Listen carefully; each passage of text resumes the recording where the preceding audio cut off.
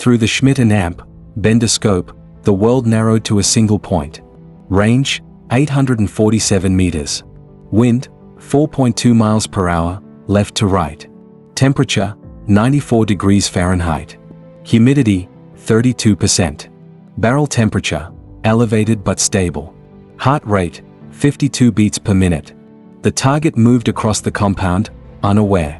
A high-value target. Intel said he was coordinating attacks that had killed 17 Americans in the last month. The crosshairs settled. Center mass. Breath in. Half breath out. Hold. Squeeze. The rifle spoke once. A whisper of death across the distance. Through the scope, the target dropped. Clean. Instant. Textbook. Before the echo faded, the shooter was already moving. Pack collapsed in 15 seconds.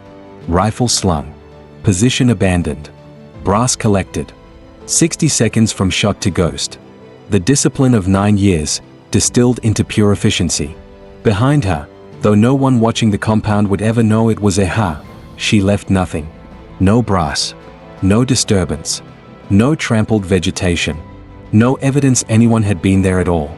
Just another kill added to a tally that had reached 207. Just another day for the sniper the enemy called Ghost. For 9 years, she had been a shadow. A whisper. A nightmare that made insurgents abandon positions before battles even started. 207 confirmed kills. 0 captures. 0 compromised positions. 0 failures. And in 72 hours, she would stand in front of her entire battalion and show her face for the first time. And 14 men would realize the legend who'd saved their lives had been walking among them all along. Before we continue, make sure to subscribe to AIMY Stories so you never miss these true tales of courage. And tell us in the comments, where are you watching from today? Staff Sergeant Lydia Chen was 39 years old. She stood 5 feet 6 inches tall, weighed 138 pounds, and had the kind of face that disappeared in a crowd. Brown hair, brown eyes, no distinguishing marks. Average in every measurable way. Except for one thing, she was the most lethal sniper in modern American military history that no one had ever heard of. She'd enlisted at 21, straight out of college with a degree in mathematics. The recruiter had pushed her toward intelligence or logistics. "You're smart," he'd said. "Why waste that on infantry?" But Lydia had other plans. She'd grown up hunting with her father in rural Montana. She understood wind, distance, patience. She understood that the best hunters were the ones who became part of the landscape. At sniper school, she was the only woman in her class. The instructors were skeptical. The other students were dismissive. "She'll wash out first week," they whispered. She graduated top of her class. Perfect score on every qualification. But even then, the doors were mostly closed. Women weren't allowed in official combat roles. So the army found creative solutions. They embedded her as an intelligence analyst. On paper, she collected data, analyzed patterns, wrote reports. In reality, she deployed with special operations units as an attached specialist. She carried a rifle that officially didn't exist in her paperwork. She took shots that were never officially recorded. And over 9 years, she became a ghost. Her first deployment was Iraq, 2006. Fallujah. The city was a meat grinder, and American casualties were mounting from precise enemy sniper fire. Lydia was assigned to a unit tasked with clearing sectors house by house. She didn't clear houses. She hunted the hunters. Her first kill came on day 3. An enemy sniper had been terrorizing a supply route, killing 2 Marines and wounding 4 others. Lydia set up in an abandoned building 600 meters from his suspected hide. She waited 14 hours without moving.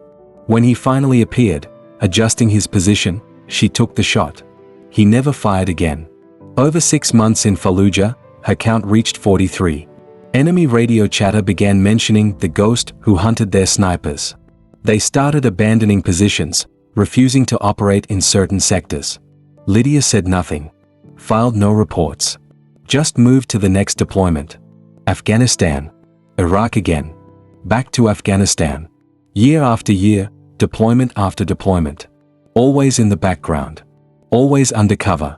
Always delivering death with surgical precision. The men she served alongside never knew. They saw her as the quiet analyst who kept to herself. Some tried to befriend her. Most ignored her. A few made jokes about how she probably couldn't even shoot. She never corrected them. Because that was the mission. Stay invisible. Stay effective. Save lives from the shadows. By 2014, her tally had reached 178 confirmed kills. Enemy propaganda posters began appearing in captured safe houses, warning fighters to avoid certain areas. The ghost is real, they said. Retreat is survival.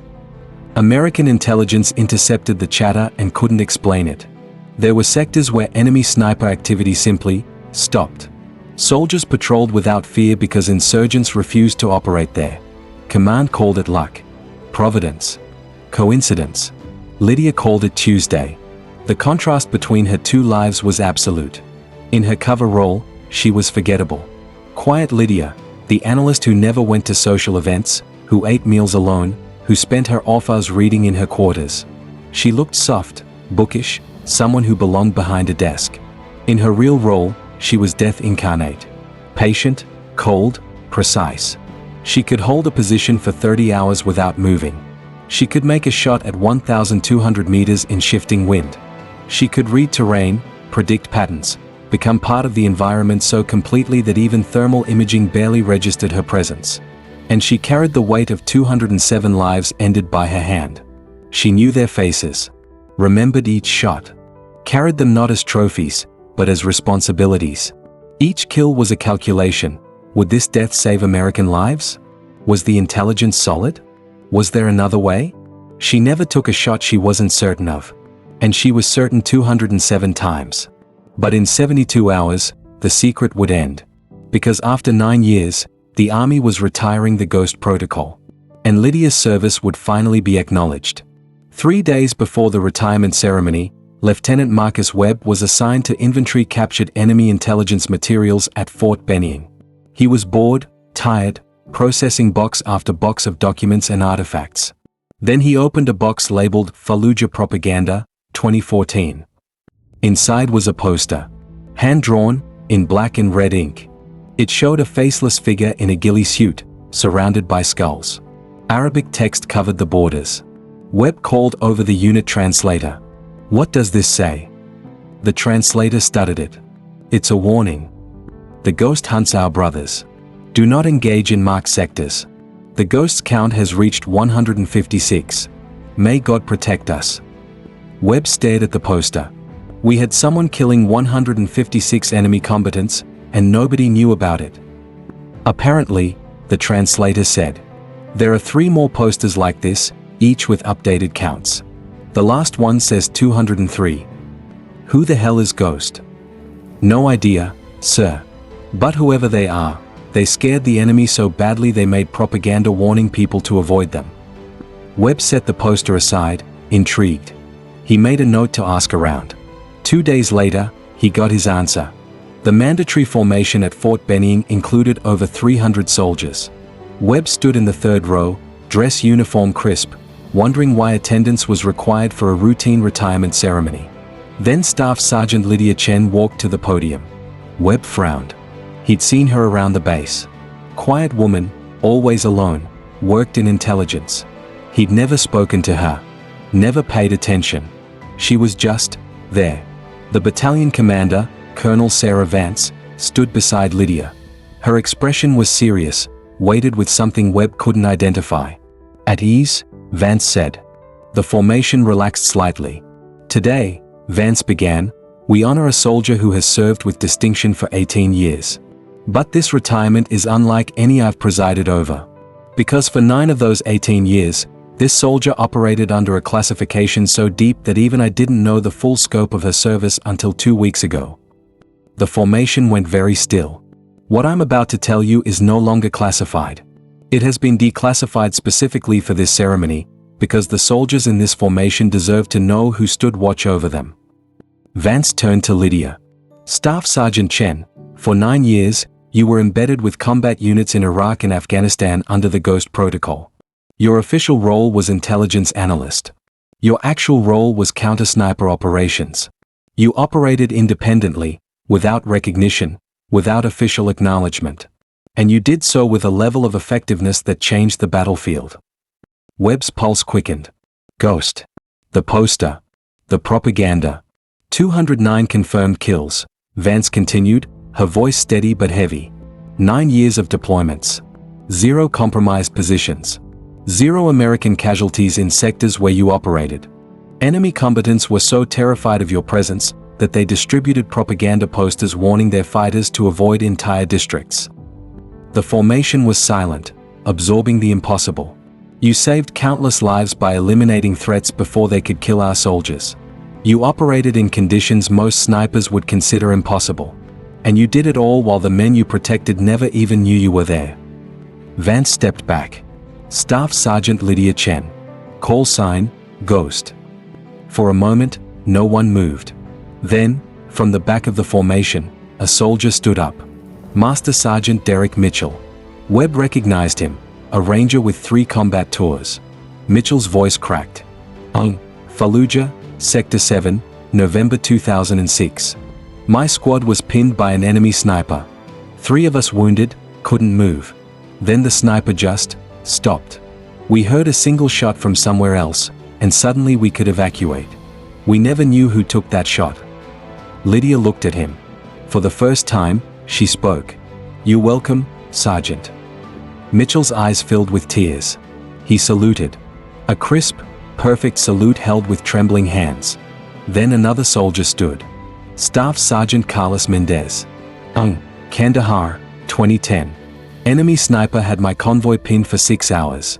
We were out of water, running low on ammo. Then the shooting stopped. Just stopped. We got out. 14 of us. All alive. Sector 4, Lydia said quietly. You were in Sector 4. I remember. Mendez saluted, tears streaming down his face. One by one, soldiers stood. 14 in total. 14 men whose lives had been saved by a sniper they'd never seen. A corporal from a supply unit. You cleared the route to FOB Echo. We made 47 runs. Never lost a single truck. A lieutenant from an infantry platoon. You hunted the sniper who killed my point man. Took him out before he could kill anyone else. A medic. You protected our evacuation zone. 3 medevac operations under fire. 0 casualties during exfil. Each one had a story. Each one had lived because of her. And none of them had known until now. Webb stood frozen, watching. The woman he'd barely noticed. The quiet analyst he'd walked past 100 times. She was a legend made flesh. Lieutenant Sarah Park stepped forward. I need to show you something. She held up a photograph. Grainy, taken from a distance. It showed a figure in a ghillie suit, nearly invisible against the terrain, rifle raised. This was captured by a drone in Helmand Province, 2013. For years, intelligence tried to identify this sniper. We called it the Ghost of Helmand. Analysts spent hundreds of hours trying to figure out who this was. Park looked at Lydia. It was you, wasn't it? Lydia nodded once. Park's voice broke. You saved my platoon that day. We were walking into an ambush. You took out 3 enemy fighters before we even knew they were there. 22 of us went home because of you. She saluted. And then, as if a dam had broken, the entire formation came to attention. 300 soldiers. 1 battalion. All saluting a woman most of them had never noticed. Lydia stood at the podium, overwhelmed. For 9 years, she'd operated in silence. For 9 years, she'd carried the weight of 209 kills with no one to share it with. For 9 years, she'd been a ghost. And now, finally, she was seen. After the ceremony, Webb approached her. He held the propaganda poster. I found this 2 days ago. I didn't understand what it meant. Now I do. Lydia looked at the poster. At the faceless figure surrounded by skulls. At the number 156, updated later to 203, and finally to 209. They feared me, she said quietly. That was the point. Fear keeps soldiers alive. If the enemy won't fight in a sector, our soldiers don't die there. Why didn't you tell anyone? Why stay hidden? Because the mission required it. And because. She paused. Because I didn't do this for recognition. I did it because I could. Because I had the skills, the discipline, the training. And because every time I took a shot, an American soldier didn't have to. Webb nodded slowly. You're a hero, I'm a soldier, Lydia corrected. I did my job. That's all. But Webb saw the truth. This woman had walked through fire for 9 years, carrying a secret that would have crushed most people. She'd ended 209 lives to save countless others. She'd operated in the shadows while others took the glory. And she'd done it all without asking for a single thing in return. 6 months after the ceremony, the National Infantry Museum dedicated an exhibit to the Ghost Protocol. Lydia's rifle, serial number filed off, was displayed in a glass case. Beside it, the enemy propaganda poster, and a plaque that read, Staff Sergeant Lydia Chen, U.S. Army, 2005 to 2023. Call sign, Ghost. For 9 years, she operated as a counter-sniper under deep cover classification.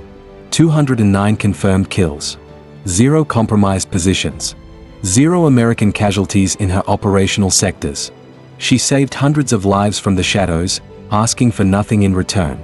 This is the rifle that made legends afraid and kept heroes alive. Beneath it, 14 photographs. 14 soldiers she'd saved. And a quote from Master Sergeant Mitchell. She was the guardian angel we never saw. And because of her, we are still here to tell the story.